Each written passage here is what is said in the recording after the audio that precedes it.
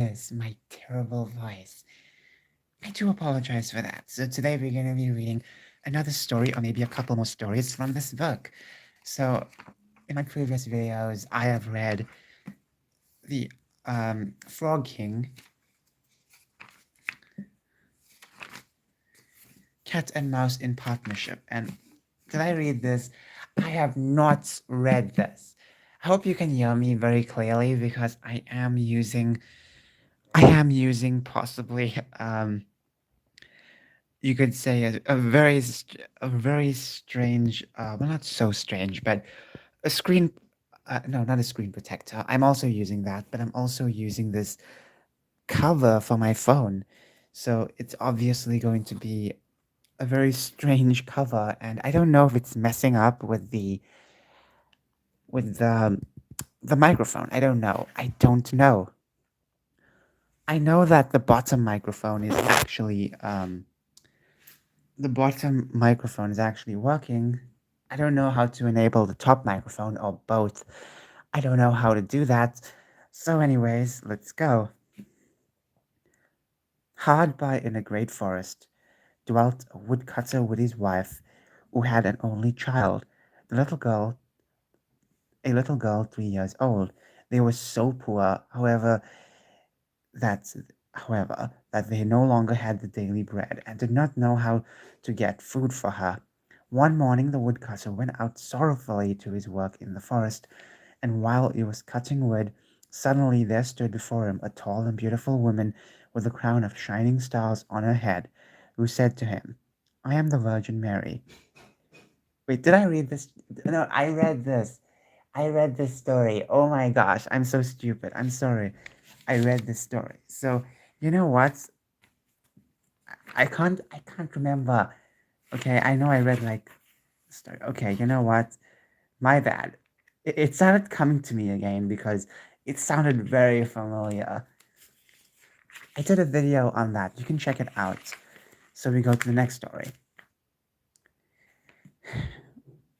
Can I zoom in? Oh, I can zoom in, but it's going to be more shaky. Anytime you have a camera and you zoom in, it's always shaky.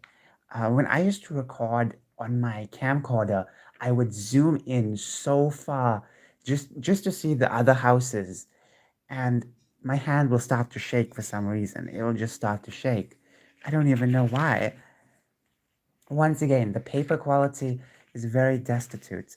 So I must say, if you are going to look for something like this, then make sure you actually, look for one with proper quality. It might be a bit expensive, but I don't know. This one was very cheap and it had all the stories.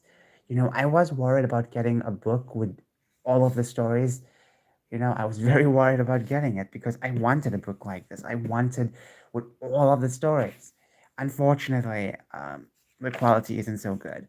So you have to be careful with flipping. The story of the youth who went forth to learn about fear. That's a very interesting title. A certain father had two sons, the elder of whom was smart and sensible and could do everything, but the younger was stupid and could neither learn nor understand anything. And when people saw him, they said, "There's a fellow who will give him his, fa- his father." I'm sorry, I'm reading through the phone. So this phone is very shaky. I'm sorry. I'm sorry. I'm zooming in so you can see, but I feel like I have to just instead just bring the phone to you. Okay. Still shaky, still shaky. There's a fellow who will give his father some trouble when anything had to be done. It's always the elder who was forced to do it, but his father bade him fetch anything when it was late or in the night time. Okay, you know what? I have to go and sit properly. I can't sit like this. Hold on. So I'm gonna sit on my bed and just record because it's better. Well, not that better, but honestly, I thought it's gonna be a bit more comfortable, but I have to kneel on the floor and read. This is worse for me. Okay, but it's gonna be better for the video. So, okay. You know, I have a tripod. I have a tripod. Okay, sorry. When anything had to be done, it was always the elder who was forced to do it. But if his father bade him fetch anything when it was late or in the night time, and the way led through the churchyard or any other dismal place, he answered, "Oh no, father, I'll not go there. It makes me shudder," for he was afraid. Or when stories were told by the fire at night, which made the flesh creep, the listeners sometimes said, "Oh, it makes us shudder." The, the youngest sat in the corner and listened with the rest of them, and could not imagine what they could mean. They are always saying, "It makes me shudder, it makes me shudder. It does not make me shudder," thought he. That too must be an art of which I understand nothing. Now, now it came to pass that his father said to him one day, "Hearken to me, thou fellow in the corner there. Thou art growing tall and strong, and thou too must learn something by which thou canst earn thy living." Oh my gosh, my glasses are so foggy. I must read with my glasses through the screen. I can somewhat read without my glasses on paper, but through the screen it's gonna be emitting blue light. I cannot risk my eyes. Okay, I just had to wipe it out. Okay, so where was I?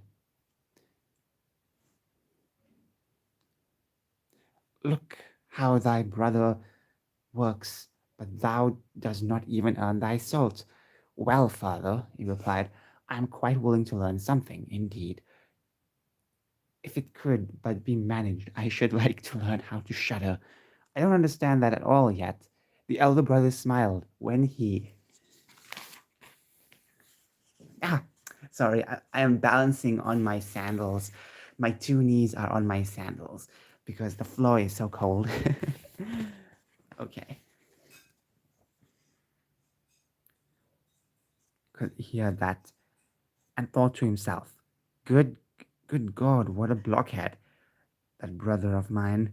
He will never be good for anything as long as he lives. He who wants to be a sickle must bend himself bedtimes.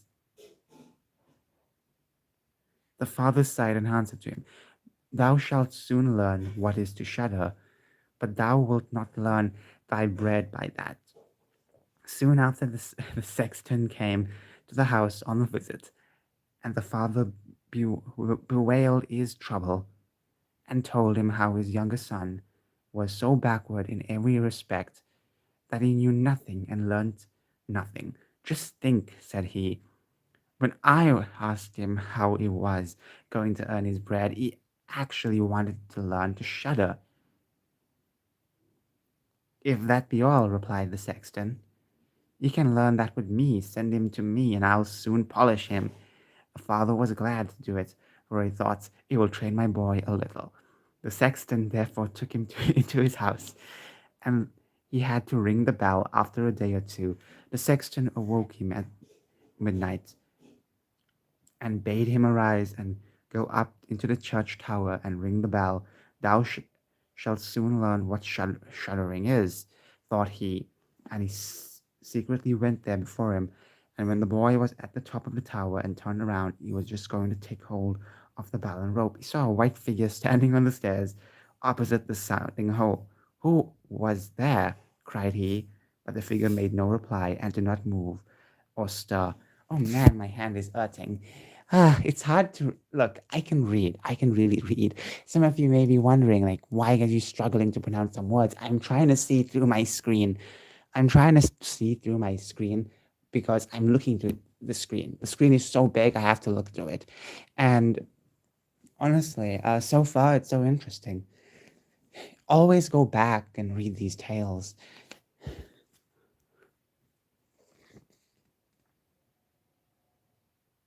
Okay, so where was I?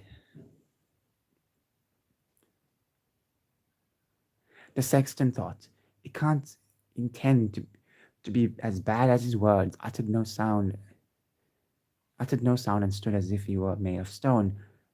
Then the boy called to him for the third time, and and as that was also to no purpose, he ran against him and pushed the ghost down the stairs so that it fell down 10 steps and remained laying there in the corner. Thereupon he rang the bell, went home, and without saying a word, went to bed and fell asleep. Oh my goodness. This guy is so interesting. The sexton's wife waited a long time for her husband, but he did not come back. At length she became uneasy and wakened the boy and asked, "Dost thou not know where my husband is? He climbed up the tower before thou didst." "No, I don't know," replied the boy, "but something was standing by the sounding hole on the other side of the steps, and as he would neither give an answer nor go away, I took him for a scoundrel and threw him down the stairs. Just go there and you'll see if it was he. I should be worried if it were." The woman ran away and found her husband who was lying moaning in the corner, and he had broken his leg. Oh my goodness.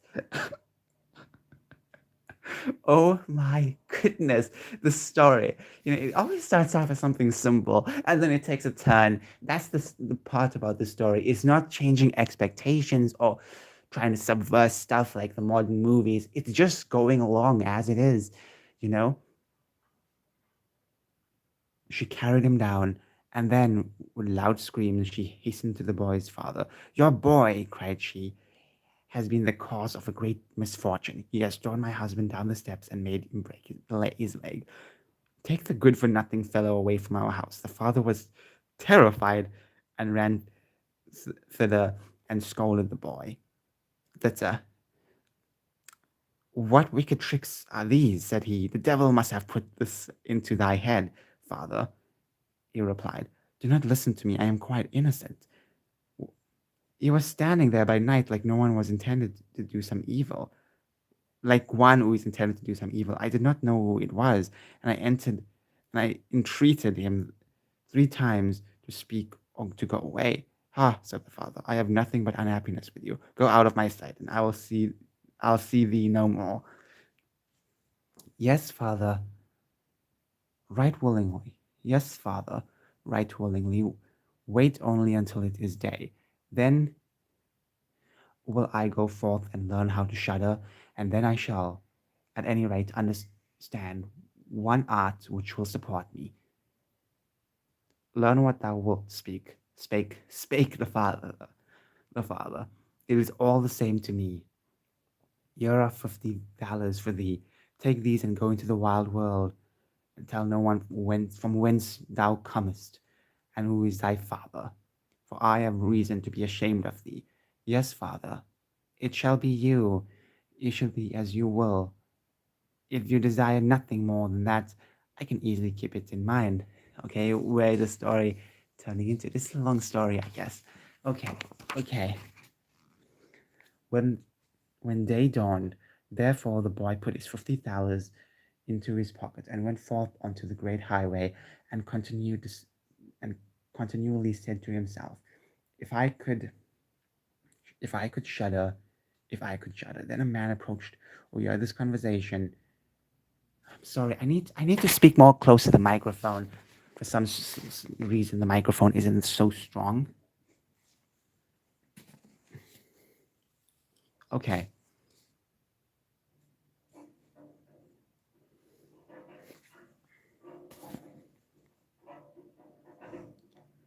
Which the youth was holding with himself. And when I can't read like this, it's so hard.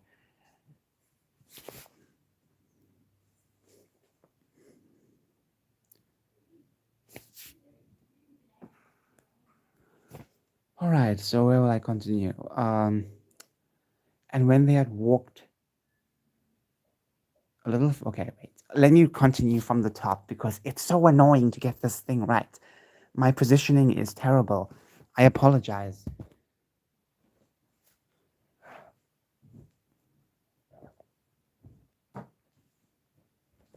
Okay, hopefully this will help.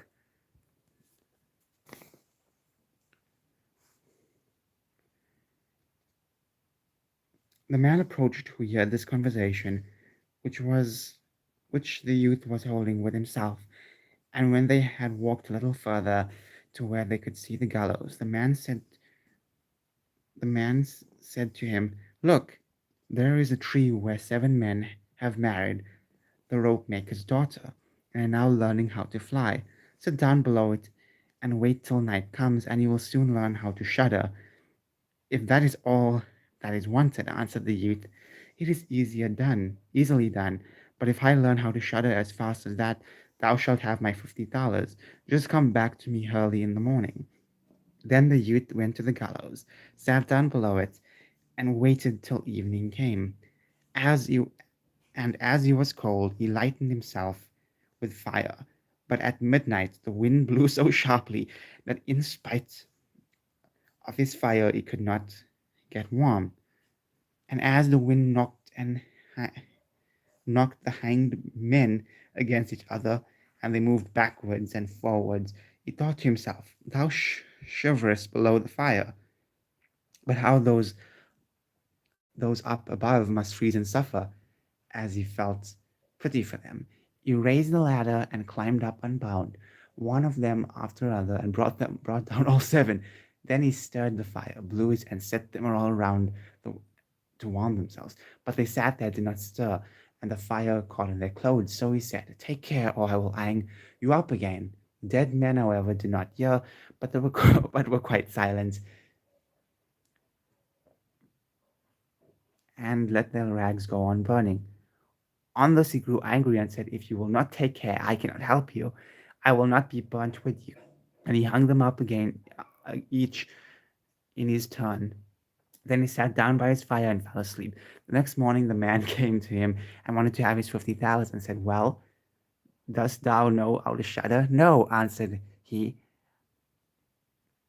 "How was I to go get to know? Those fellows up there did not open their mouths, and they were so stupid that they let a few old rags which they had on their bodies get burned." Then the man saw that he would not get the $50 that day, and went away saying, "One of this kind has never come my way before." The youth likewise went his way, and once more began to mutter to himself, "Ah, if only I could shudder! Ah, if only I could shudder!" A wagoner, wagoner, who was striding behind him, heard that and asked, "Who are you?"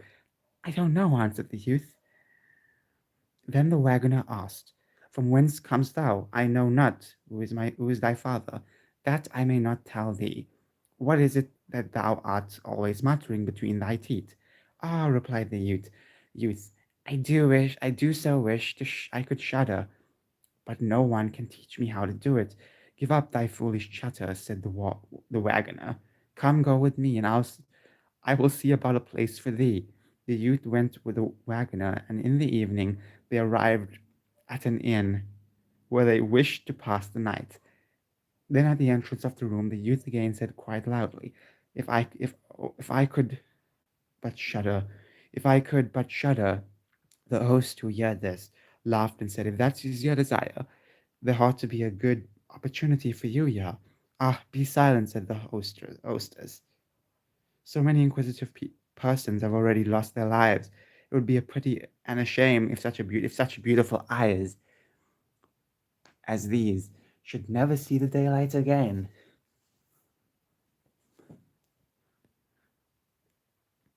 But the youth said, however difficult it may be, I will learn, I will learn it, and for this purpose indeed have I journeyed forth.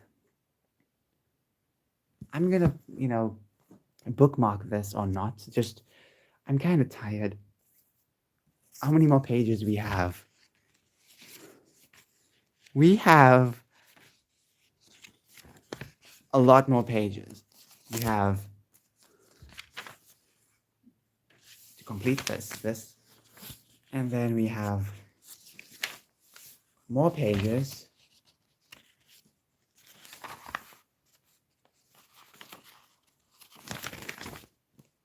and more.